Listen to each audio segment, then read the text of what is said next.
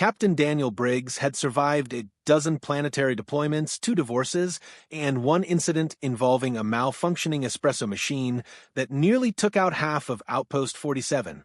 But nothing, absolutely nothing, vexed him like his disappearing lunch. Every afternoon, without fail, his turkey sandwich vanished from the refrigeration unit as if swallowed by the void. At first, he blamed his squad. Then, the base AI, Hal Jr., who swore with robotic calm that no theft has occurred. Daniel, perhaps you misremember consuming it. By day 7, Briggs had started labeling his food with threats written in permanent marker, touch this and die. But by day 8, the sandwich was gone again, and someone had added a smiley face beneath the threat. He could take alien invasions, he could take bureaucratic incompetence, but he would not take sandwich theft. Not from a comrade, not from God, and certainly not from whatever invisible hand haunted his lunchbox. So, one sleepless evening, armed with caffeine, paranoia, and an ancient VHS camcorder he found in the storage bay, Briggs declared war. "You can take my piece," he muttered, rigging motion sensors and glue traps near the refrigeration unit, "but you can't take my lunch." The next night it happened. The motion sensor pinged, a faint chirp in the dark. He waited, crouched behind a stack of cargo crates, his heart pounding like a war drum. Footsteps, soft, quick, uncertain. The faint hiss of the fridge door opening. Then, the unmistakable rustle of wax paper. Briggs lunged. The intruder shrieked, a high, shimmering sound, and bolted for the air duct. But his glue trap caught her mid-stride, sending her sprawling across the floor in a heap of limbs and luminescent skin. She wasn't human. She was small, fragile-looking, her skin faintly iridescent like moonlit water. 2 enormous eyes blinked up at him, wide with terror. Briggs froze. He'd expected a rat. Maybe a desperate recruit. Not this. The creature whimpered, clutching his sandwich as though it were holy relic. He said, weapon half-lowered. "You gonna eat that?" Her eyes darted from him to the sandwich, then back. Please," she stammered, voice trembling. "My mother, she needs food." Briggs blinked. "Your mother?" She nodded, still glued to the floor, the sandwich half-smashed beneath her hand. "She is sick, weak. I steal only small things. You are angry." He should have been. Technically, he should have radioed command. Unauthorized alien presence. Potential espionage. But she looked so impossibly young, too thin, too pale, too desperate. "Yeah," he said, finally lowering the rifle. "I'm angry. But mostly 'cause you picked the wrong guy to rob. That was the last turkey sandwich on base." Her brows knitted. "Turkey sandwich? You consume witches?" He stared at her for a long second before sighing. "Oh, this is going to be a long night." 10 minutes later, she was seated in the corner of the maintenance bay, awkwardly nibbling at the remains of his sandwich while he scraped glue off the floor. Up close, she looked even more fragile, thin, almost translucent skin stretched over delicate bone.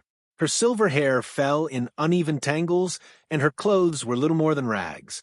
"What's your name?" he asked. "Lyra." She said it carefully, as if uncertain whether the sound itself was dangerous. "Lyra, huh? I'm Briggs. Captain Briggs, technically. And you, Miss Sandwich Snatcher, are in serious trouble." Her head dipped. "You will destroy me?" He frowned. "Destroy? What are you, a Bond villain?" "No, I'm not going to destroy you. I might yell, a little though." Her expression softened with confusion. "Yell like roar?" He pinched the bridge of his nose. "Something like that?" Through halting words and wild gestures, the story tumbled out. Lyra and her mother had escaped from a crashed Zephyrian scout ship weeks ago. They'd hidden in the outpost's abandoned ventilation tunnels, too afraid to reveal themselves. Her mother was dying, and the only thing Lyra had found edible were human food stores. She hadn't meant harm, she just didn't know how to ask. "So you've been living in the vents," Briggs muttered, glancing upward. "Great. Explains the weird noises." Lyra tilted her head, studying him. "You are not afraid?" He snorted. "Kid, I've seen weirder.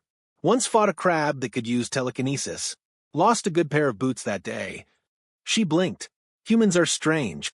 Tell me about it." He tore open a ration pack, handed it to her. "Here, real food. Kinda. Lyra sniffed it suspiciously. It smells aggressive. Yeah, that's the preservatives. Try it. She did, chewing cautiously. Her eyes widened. It burns my tongue, but I like it. Briggs chuckled. Welcome to human cuisine. We've been weaponizing flavor since the Stone Age. As she ate, he noticed how her hands trembled, how exhaustion hollowed her eyes. He felt a twinge of something uncomfortably close to pity. How sick's your mother? She sleeps all the time. She dreams of water, but there is none. I think she waits to die. Her words landed like a weight in the room. He rubbed a hand across his jaw, feeling the roughness of days without shaving. We've got medkits. Maybe something will help. Lyra's gaze flickered. Cautious hope mingled with disbelief. You would help. Sure. Why not? You already stole my lunch. Might as well steal my medical supplies, too. That earned him a small, awkward smile, the kind that looks like a wound learning to heal. For the first time, he realized how young she really was. The base AI's voice crackled from the ceiling. Captain Briggs, unauthorized life form detected. Security en route. Cancel that Hal Jr. false alarm. I cannot comply. Regulation 7. Override. Code, don't be an arc. Code, not recognized. Briggs cursed under his breath. All right, change of plans. He stood, motioning for Lyra to follow. We're going to get your mom and move her before security arrives. You know the tunnels better than I do. She hesitated. You will not harm her? Wouldn't dream of it. They slipped into the dim service corridors, guided by the faint hum of power lines and Lyra's soft bioluminescence. The air smelled of metal and recycled air, the kind of sterile emptiness that never quite felt like home. Her mother lay curled in a makeshift nest of insulation foam, breathing shallowly. The sight hit Briggs harder than expected. An echo of every refugee he'd ever seen, every casualty of wars nobody understood. He knelt, opened the medkit, and began scanning for vitals. Human medicine will not work, Lyra whispered. Maybe, but it's better than doing nothing. He injected a dose of nanotherapy, hoping the bots wouldn't melt her bloodstream. The woman's breathing steadied just barely. Lyra clasped his hand, her skin cool and smooth as glass. You are kind. Briggs shrugged. Don't tell anyone. I've got a reputation to uphold. Somewhere above, alarms blared, security drones sweeping the corridors. He looked up, grimacing. Guess we're out of time. Lyra's luminous eyes met his. They will take us? Not if I can help it. He stood, cracked his neck, and muttered, all this for a sandwich. She looked up at him, eyes wide. You fight for food? He gave her a lopsided grin. Nah, I fight for what's mine. Footsteps echoed down the hall. Lyra clutched her mother, fear trembling in her voice. Briggs raised his weapon, eyes narrowing. For the first time, she saw what the galaxy had whispered about humanity, the stubborn spark, the unyielding defiance. Stay behind me, he said quietly as the shadows approached. And then, in the silence between alarms, a low voice came through the comm. Captain Briggs, stand down. You've got visitors from orbit. He glanced at Lyra, realization dawning. Visitors? Her trembling whisper answered it. My people have found us. The silence after the alarms was suffocating. Outpost 47 had never felt smaller, its steel corridors pressing inward with the weight of expectation. Captain Briggs stood between the sleeping alien mother and the trembling girl, his pulse loud in his ears. The air shimmered faintly as 3 Zephyrian soldiers emerged from the corridor, armor glinting like liquid mercury. Their movements were smooth, predatory, inhumanly elegant. The lead soldier raised a crystalline rifle and spoke in a language that sounded like music twisted into threat. Lyra flinched. They've come for me, she whispered. And her. Briggs didn't lower his gun. Yeah, they can knock first. The Zephyrian's translator flickered to life with a hollow tone. Return the fugitives human. You are in violation of interstellar containment law. Containment, Briggs muttered. That what you call shooting refugees? Protocol demands silence from lesser species. The voice replied, Smooth as oil, Briggs's finger tightened on the trigger. But Lyra stepped forward, her small frame trembling. "Please, Commander, he helped us. He—" The Zephyrian's eyes flashed violet. "Silence, Lyra of House Aerith. You dishonor your kind." Briggs had heard enough. "You want to talk dishonor? Try threatening a sick woman while I'm holding a plasma rifle." He didn't wait for an answer. One warning shot sizzled past the alien's shoulder, searing a molten groove into the bulkhead. The Zephyrians recoiled. In that instant, Briggs grabbed Lyra's wrist and bolted. The chase was chaos and echoing light. Metal grated beneath his boots as energy bolts scorched the air. They ducked through tunnels past flickering lights and crates of old Earth tech, remnants of missions half forgotten. The mother, weak but breathing, was slung in Briggs's arms. Lyra stumbled beside him, her breath ragged. "You didn't have to fight them," she gasped. "Yeah, well," he grunted, "I'm bad at taking orders." By the time they reached the hangar bay, smoke coiled through the air like ghosts. The base AI's voice thundered overhead. "Unauthorized discharge detected. Security lockdown in progress." "Of course it is," Briggs muttered. He dropped behind a shuttle, pulled up his comm, and barked, "This is Captain Briggs of Outpost 47. We've got a situation, first contact hostile. Send backup." The line crackled, then died. The outpost had gone dark. Lyra pressed a trembling hand against his arm. "They will call reinforcements. My people will think humans captured us. They will bring war." He stared at her, sweat beading under his collar. "War? Over you?" "Over pride," she whispered, "and misunderstanding. They believe humans destroyed their scouts. They will not ask questions." "Terrific," he said. "All this started over sandwich. Figures it ends with a war." When dawn broke over the outpost's domed ceiling, reinforcements hadn't arrived.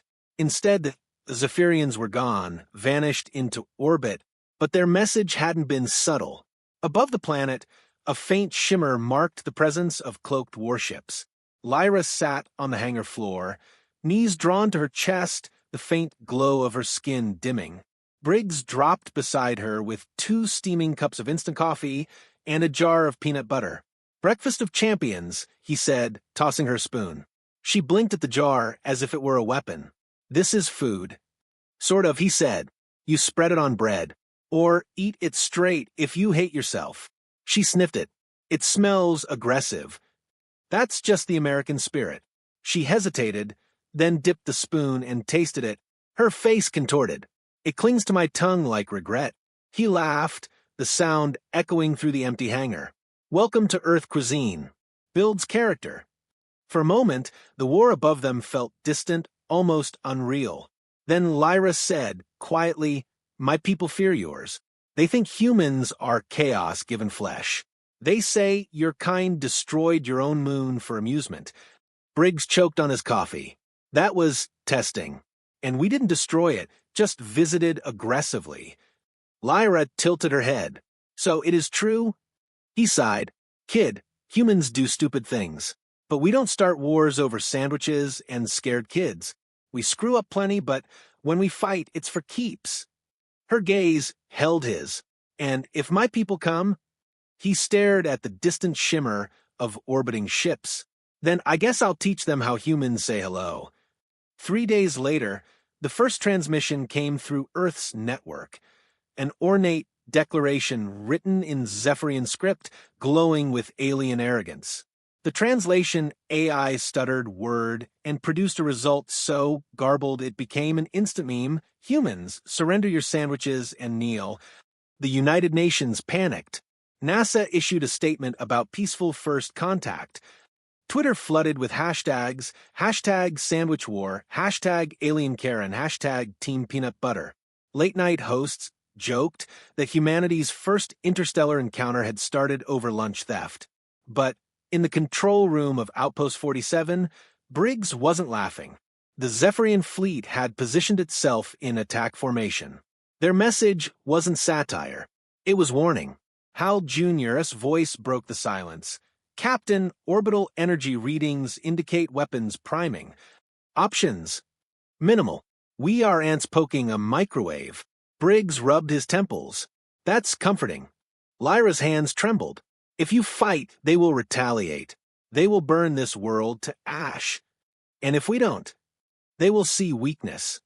He looked at her, saw the fear that mirrored his own. Somewhere deep down, a stubborn ember of human pride flared. We're damned either way, huh? She nodded. Yes. He cracked open another ration pack. Then, we might as well go down full of caffeine and bad decisions. They spent the next hours rigging defenses, old plasma turrets, jury-rigged EMPs, and a sound system from Briggs's personal stash. When Lyra asked why, he grinned. Because nothing says don't mess with us like a little background music. When the Zephyrian drones descended, the first sound they heard wasn't gunfire. It was a distorted 80s anthem blaring across open comms. Eye of the Tiger. Briggs fired the first shot. Bolts of energy streaked through the sky, burning arcs of light across the outpost's perimeter. Lyra screamed as explosions shook the floor. Stop. They will kill you. Yeah, Briggs shouted over the chaos, but they'll know who started it.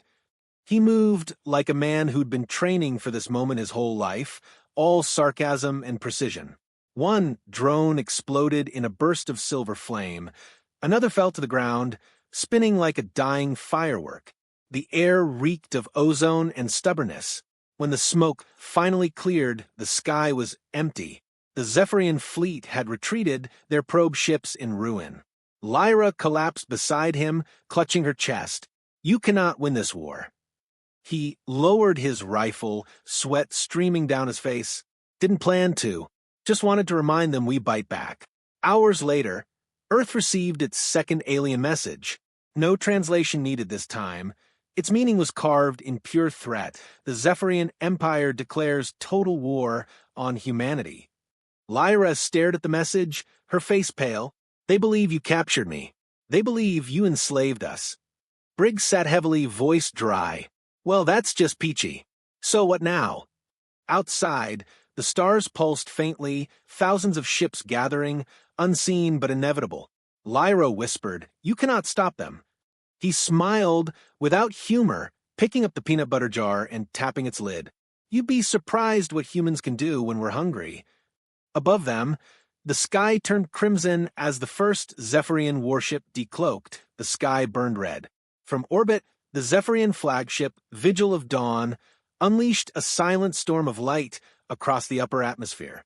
Outpost 47 shook under the impact of distant detonations. Alarms wailed. Inside the command center, Captain Briggs stared at the tactical screen as if it were a cosmic joke written in laser fire. He'd faced mutinies, meteor showers, and one truly awful karaoke night, but not this. Not a full-blown alien war sparked by a starving kid and a stolen sandwich. Lyra stood beside him, trembling, her luminous skin dimming like a dying ember. They've come, she whispered. The Empire will not stop until every trace of human life here is gone. Good to know, Briggs said, shoving a gum stick into his mouth. I'll put that in the briefing notes. Total annihilation imminent. Her wide eyes flickered between the screens. You joke at the end of worlds. He blew out a breath. If you stop joking, that's when the end actually wins. Outside, the sky fractured into chaos. Human satellites blinked out one by one, shredded by Zephyrian pulse cannons. Earth's communication grids fizzled. Then, silence, before the stars filled with the glow of something new. Sir, Hal Jr. said, his tone for once free of snark. Incoming hyperspace signatures. Hundreds of them. Transponder codes confirm, human. Briggs's pulse spiked. About damn time. The human fleet arrived like a thunderclap. Dozens of battleships tore into orbit, their hulls scarred but proud, bearing the emblems of nations that hadn't agreed on anything since the Beatles broke up. Old rivalries forgotten, every weapon humanity owned pointed skyward. For the first time in a century, Earth was united, if only out of mutual panic. The voice of General Ava Cortez crackled through the comm. This is Task Force Genesis to Outpost 47. We received your distress call. You've got 30 seconds to tell me why there's a glowing space teenager standing next to you before I start vaporizing anything blue. Briggs glanced at Lyra. You might want to wave or something. Lyra blinked, confused. Why? Human custom. It says, please don't shoot me. Lyra hesitated, then raised a trembling hand toward the sky, as if greeting the entire human fleet. Cortez's voice softened. Copy that. Target lock disengaged. Briggs exhaled. Welcome to diplomacy human style. In the next hours, chaos transformed into coordination. Outpost 47 became humanity's first frontline command. Soldiers from across the planet poured in, engineers scrambled, and the old military anthem Danger Zone blasted over the speakers because someone thought morale needed a soundtrack. Lyra watched it all with wide eyes. You move like storm, she said. Everything is chaos. Controlled chaos, Briggs replied. Mostly. When Cortez's dropship landed, the general herself marched out, tall, calm, lethal in her precision. Captain Briggs, she said, saluting with dry amusement. I've heard a lot about you. Mostly complaints. Glad to live up to expectations, ma'am. She turned to Lyra. So, this is the alien who started the war. Lyra flinched. Briggs stepped between them. She didn't start anything. Her people assumed the worst. We just gave them reason to believe it. Cortez's gaze hardened. Intent doesn't matter, Captain. Consequence does. They declared total war. And now we answer. From the observation window, the Zephyrian fleet blazed across the upper atmosphere, a wall of living metal shimmering with blue fire. Their ships were elegant, like glass blades cutting the stars. Humanity's vessels, in contrast, were angular, ugly, patched together with duct tape and determination. Yet something in their imperfection felt dangerous. The first volley came from the Zephyrians. Dozens of plasma spears descended, splitting clouds and igniting oceans. Entire swaths of sky shimmered under shield resonance. Then came humanity's reply, a rippling chorus of railguns, missiles, and laser bursts. The void became a painting of light and defiance. Lyra covered her ears. They'll destroy everything. Briggs steadied her shoulder. Not if we make them regret picking this fight. Cortez stood beside him, eyes like steel. Launch the countermeasure grid. Dozens of orbital satellites activated, forming a lattice of mirrored energy around Earth. The first Zephyrian beams refracted, bouncing back toward their origin. The alien fleet scattered, formation breaking in panic. Nice, Briggs muttered. We just gave shoot yourself a whole new meaning. But the Zephyrians were learning fast. Their ships shifted frequency, adapting to the mirror grid, firing again with terrifying precision. One human cruiser vanished in a burst of white flame. Another fell burning into the Pacific. Status. Cortez barked. Hal Jr. responded dryly. Statistical survival rate, now approaching lottery odds. Perfect, Briggs said. Always wanted to win something. Amid the chaos, Lyra grabbed his arm. There's another way. You can end this. He turned sharply. You're talking to the wrong guy. I fix engines, not empires. No, she insisted. The Zephyrian Emperor listens only to one thing, proof of dominance. If you destroy their flagship, they'll withdraw. They always do. It is tradition. Briggs glanced at the tactical map. The Vigil of Dawn dwarfed every human ship. That thing's bigger than Manhattan. Then you must aim well. Cortez overheard, jaw tightening. She's right. Take a strike team. Get close enough to disable their shield core. If we take out that ship, the rest might think twice. Briggs frowned. You're sending me? You found them. You started this. Congratulations, you're the face of First Contact. He sighed. I should have stayed in bed. Within the hour, he was aboard a human corvette, armored up, Lyra at his side. The ship rattled through the upper atmosphere, slipping between bursts of energy fire. In the distance, the Vigil of Dawn loomed, serene, monstrous, beautiful. Lyra's gaze fixed on it. That is the heart of my people, she murmured. If you destroy it, they'll see humanity as gods or demons. Same thing where I'm from. Briggs said, gripping the throttle. They breached the flagship's hangar amid chaos. Alarms blared, guards scattered. Briggs moved like a man possessed, firing short, precise bursts. Lyra guided him through crystalline corridors, her voice trembling directions. In the ship's core chamber, a vast sphere pulsed with blue energy, the shield generator. It throbbed like a living heart. "This is it," she whispered. He pulled a charge from his belt. "Any last-minute instructions?" "Pray," she said softly. He planted the charge, set the timer.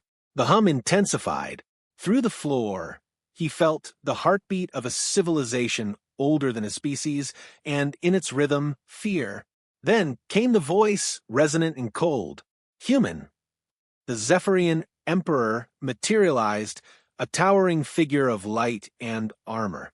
"You come uninvited, bearing violence. Do you not know who we are?" Briggs straightened, unflinching. "Oh, I know. You're the people who picked a fight over a sandwich." The Emperor's eyes burned. "You mock us. It's what we do best." The Emperor raised his hand, energy coiling. Lyra stepped between them, shouting in her native tongue. The words cracked with emotion, pleading, defiant. The Emperor hesitated. "Lyra," Briggs hissed, "what are you doing?" She turned, tears bright against her glowing skin. "Making them listen." The Emperor's tone softened, but only slightly. "You stand with them? With the primitives?" She nodded. "They fed us when you abandoned us. They fight not for conquest, but for each other." The Emperor's gaze shifted to Briggs. "Then let your kind prove their mercy. Leave now, and we shall remember restraint." Briggs glanced at the ticking detonator. 10 seconds. "Yeah," he said quietly, "about that." He grabbed Lyra's hand and sprinted. The explosion tore through the chamber, blooming outward in a burst of blue fire. The ship shuddered, its shields collapsing like shattered glass.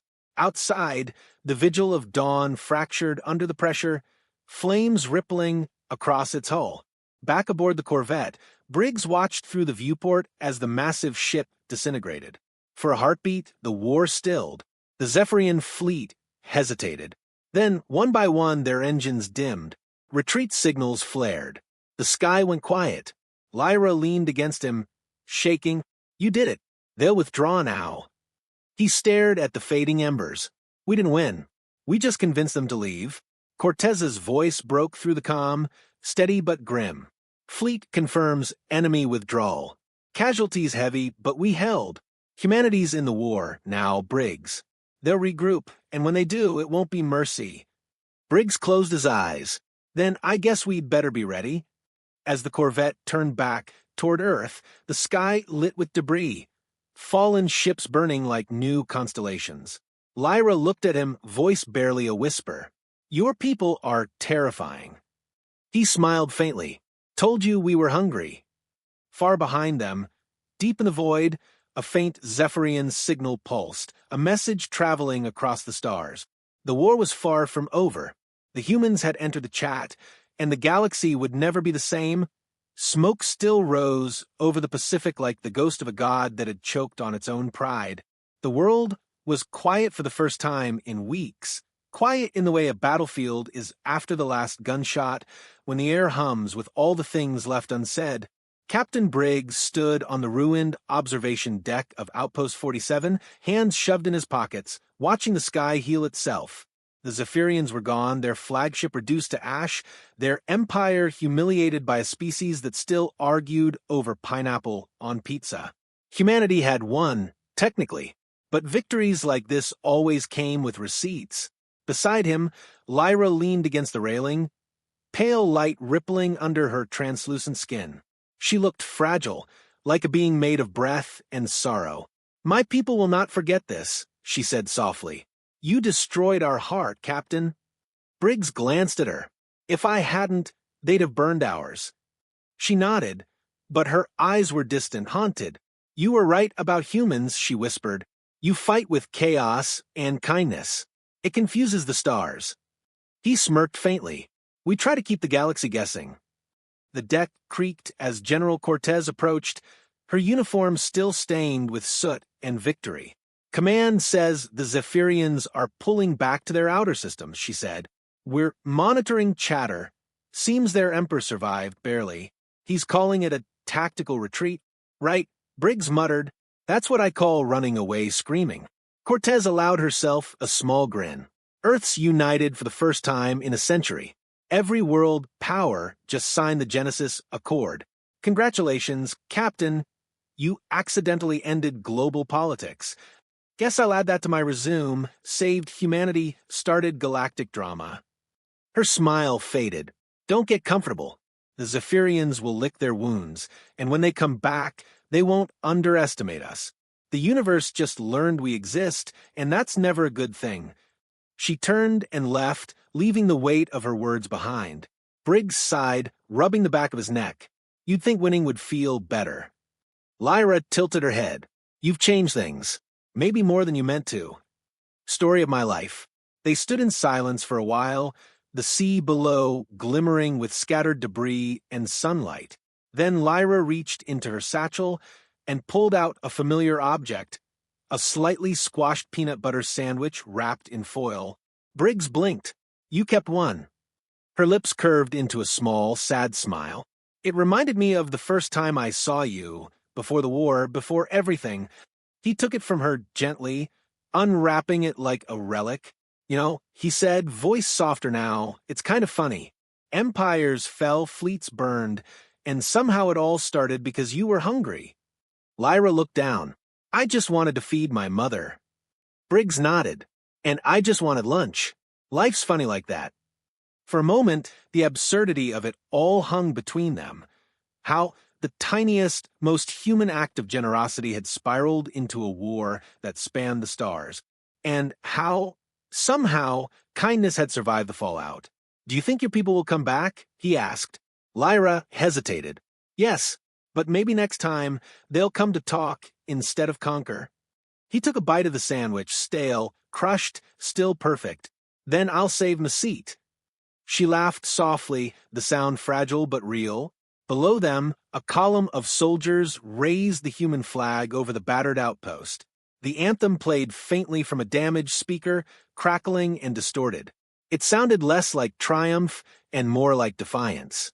Lyra turned toward the horizon, where the ocean met the burning sky. You, humans, she said, her voice trembling, No, she said, glancing at him. I mean it. You make gods bleed and call it progress. You break what you love to save it. You fight like you're afraid of what peace might do to you. He looked at her then, really looked. Maybe, but we also share sandwiches. Her smile flickered, part wonder, part grief. Then maybe there's hope after all.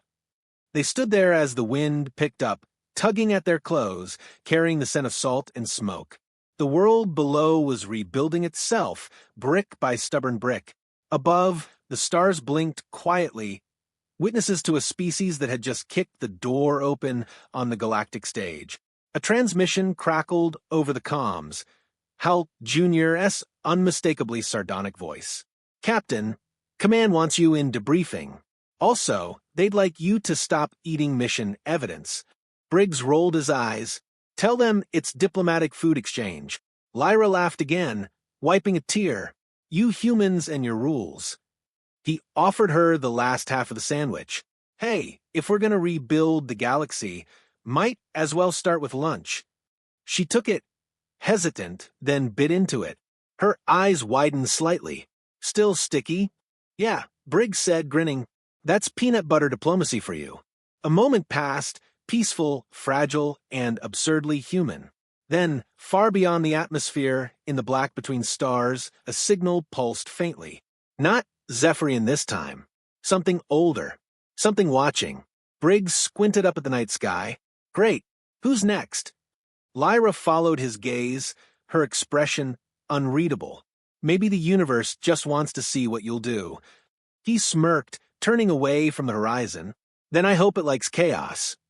The two of them walked back toward the battered outpost as the first dawn light spread across the ruins of Earth's newest legend. The stars shimmered faintly above, no longer distant, no longer safe, each one a reminder that even the smallest act, the simplest kindness, can set the cosmos on fire. And somewhere between laughter and loss, humanity took its first real step into